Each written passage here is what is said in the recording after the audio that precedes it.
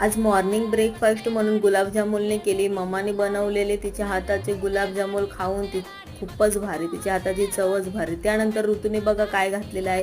हे आहे बाबांची हाफ पॅन्ट घालून शनी वन पीस म्हणून फिरते.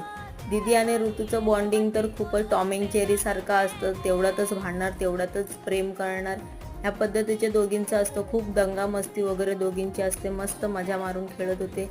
पगार झाला त्यानिमित्ताने गेलो दोघींना बाहेर घेऊन आणि दिली आहे समोसा वडापावची पार्टी. मस्त खाऊन घरी आलो.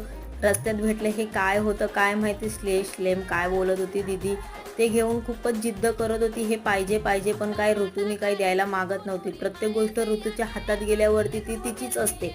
माझी आई करून शनी गुंडाळून थोडंसं मी दीदीला दिलं. बघा तिने काय करून शनी ते काही खेळते आणि थोडं ऋतूला ठेवलं. ऋतूला तर काही समजत तर नव्हतं, पण प्रत्येक गोष्टी ही तिचीच असते. संध्याकाळची वेळ झाली होती. मस्त जेवण बनवायला घेतलं आणि